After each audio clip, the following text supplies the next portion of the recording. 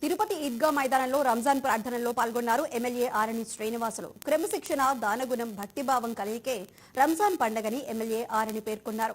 ఎన్నికల్లో ఎన్డీఏ కూటమి ముస్లిం సోదరులకు ఇచ్చిన ప్రతి హామీ నెరవేరుస్తామన్నారు.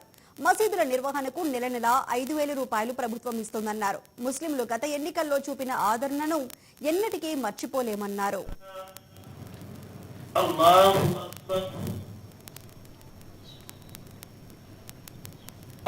सबूत नहीं दे सकते, इसलिए इंशाअल्लाह जवाब जो है थोड़ी देर के बाद होगी। बड़े मेहरबानी आप लोग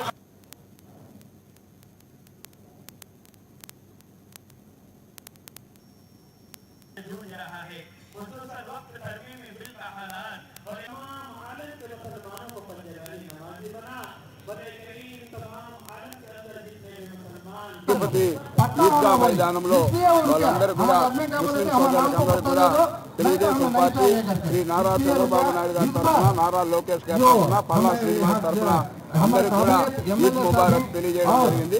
అదేవిధంగా ఇప్పుడున్న ఈద్గా సమస్య పట్ల గతంలో కూడా చైర్మన్గా ఉన్నప్పుడు ఈ యొక్క దీనికి బదులు ఏదైతే మన వేదాంతపురం అగ్రహారం దగ్గర ల్యాండ్ని ఇచ్చే విధంగా కూడా ఆ రోజు ప్రతిపాదన చేయడం జరిగింది.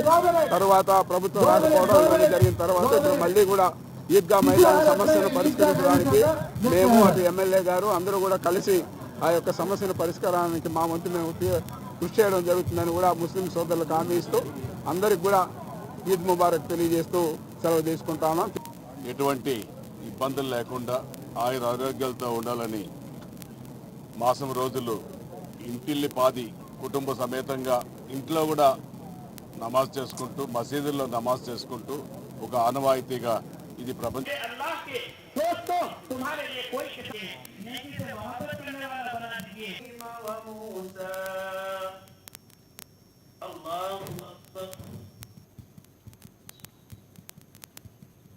होने का सबूत नहीं दे सकते, इसलिए इंशाअल्लाह जवाब जो है थोड़ी देर के बाद होगी।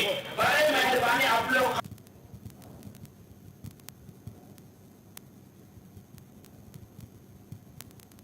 जूझ रहा है खुसूसन वक्त तरमीम बिल का हालात और